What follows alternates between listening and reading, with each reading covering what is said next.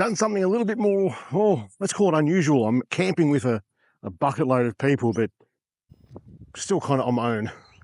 I'm at the Signature Stampede. It's a get-together, a roundup, if you like, of all people with signature camper trailers. It's not run by signature campers, it's run by owners of signature campers. There's one particular lady who helped start it. I think she pretty much runs it now.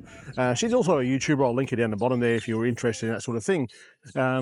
This event, I think it started maybe 3 years ago when a few people got together and went camping with their signature trailers, and it kind of just grew from there. And I think this weekend we're at Nyah in North Victoria. I think there's 40 something trailers here, mostly hybrid vans like this over here. Iridium 13s, there's 15s. Red Arc is here. They kind of sponsor, and Signature trailers are here as well. They kind of sponsor as well. Signature comes along and they bring their new vans. They've got some new vans here, which are interesting. I'm not really a van sort of person, but they look pretty cool if you're into that sort of thing. They're actually got, Signature actually do have a new trailer coming out. I think if you're going to like the Brisbane Caravan Show or whatever it is at the moment, which is like, by the time this comes out, it's probably on. They've got a new version of this. And from the photos that these guys showed me yesterday, it looks pretty bloody good. Time will tell how good they are. I haven't seen one. I've just only seen the photos. But they've got a full Red Arc system through them. The spare wheel on this one here is at the front on this new model. I think it's called the Toy Tough 2 or TF2. So it must be just TF2. But the spare wheel's on the back, and the fellow that I was speaking to, he said you could potentially mount a motorcycle on the front, which is interesting. Put a bit more weight in your drawbar, so I'm not sure how that would work. These aren't exactly heavy trailers, so, not that big a deal. And over the last few days, I've been testing a few different things that people have sent. I've been testing this Sanhema 160 watt solar panel. It seems to go pretty good. It's keeping up with the fridge and stuff in the cruiser. I've also tested out, I'll tell you something. As you go camping in different places and you go through small towns when you're going to these places, to your destination, and you see small country markets, you should absolutely call in there and have a look. Because at these markets, you're going to find people who make things like sauces and chutneys and jams and all those sorts of things, pickles, and it's going to bring your camp cooking to the next sort of level. They've done all the hard work for you. In fact, there's something that I use. I've used it pretty regularly now, and they make this wasabi mustard. And I made a steak here on the first night and made some like onion gravy that went with it, and put that mustard, wasabi mustard in there, and it is, honestly, it's absolutely delicious. I'll link it down the bottom, their website, so they sell online as well. Another thing that I got to finally get going was these fellows from Japan contacted me and asked me to review something for them. And it's not really worth an entire video, but I want to tell you about it. Something else, I was actually sent something from Japan, if you can believe it. It is something when they first asked me to review something. I'm not going to do a full-on review about it because there's not enough content in it just for a whole video, because it's just this. I can't make a video just about this. But this is actually it's just a rag, but it's a friggin' awesome rag. They asked me, if you haven't been to Japan, and there's more and more Aussies going to Japan now. We've been there 3 times. We went there before it was cool. And now there's just a lot of Aussies when you go there. But if you're a camper, and you wouldn't be watching this channel if you weren't, you go there and go into a camping shop in Japan, because it's so different. Everything is really small. Everything is just smaller. The little stoves that they make, charcoal cookers and everything, they fold up to like tiny. And these guys reached out and they said, can you review this for me? And I said, well, just send it and I'll have a look at it. And it's a cleaning pad. And they sent me 3 of them, I think. and I actually lost one because they're so small. You use these to clean your pots and pans without any detergent. And like last night, for example, after I cooked steak and onions and so forth, there was a bit of crap stuck to the frying pan, as you would imagine. And I'll pull that out of there.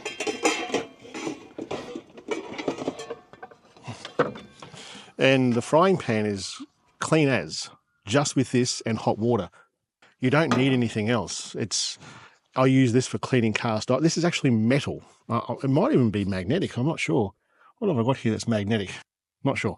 But it's actually metal, this thing. It doesn't feel, it feels like a rag, but it kind of doesn't feel like a rag. But it cleans things so well. It's kind of magic.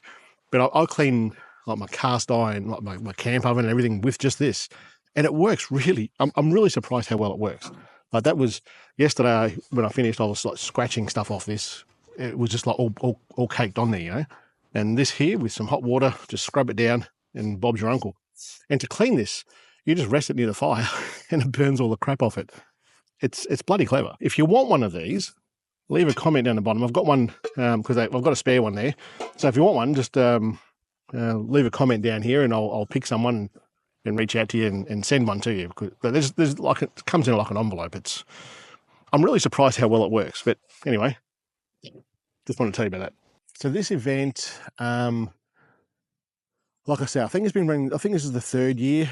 I was a bit unsure about coming, and as it was coming closer, and because I camp on my own all the time, and as time was getting closer to this event, I was watching on Facebook. There's a Signature Facebook group. If you have a Signature trailer, go and join that Signature Owners Group Facebook page. There's some really good information about people modifying their vans, their trailers, that sort of stuff.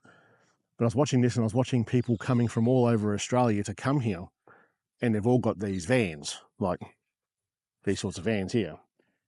And there was no little ones like the expedition trailers like what I have here.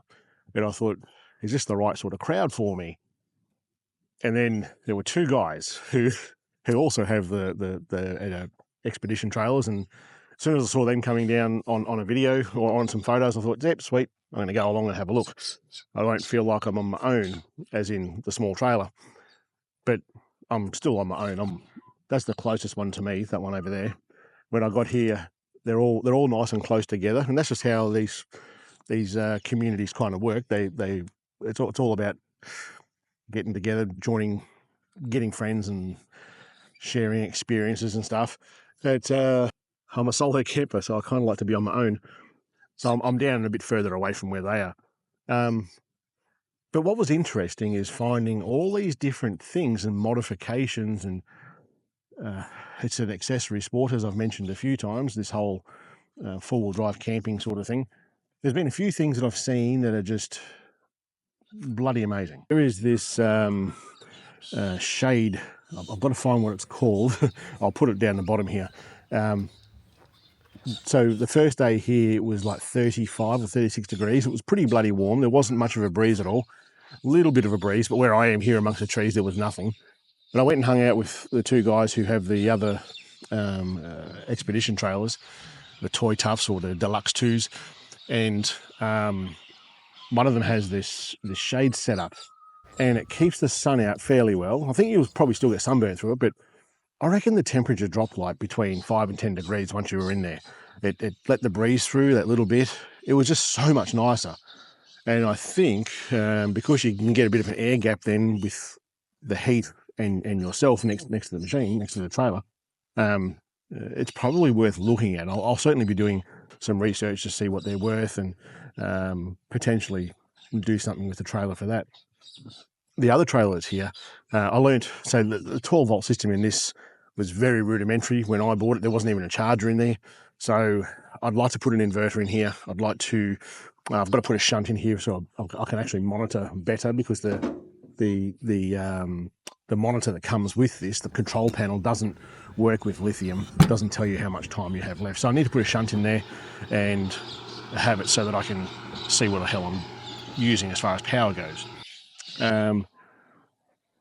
So the other trailer, he's done quite a few little mods to his trailer, just to make things a little bit more interesting and user-friendly. He's put like a shelf up here to put his shoes on and stuff.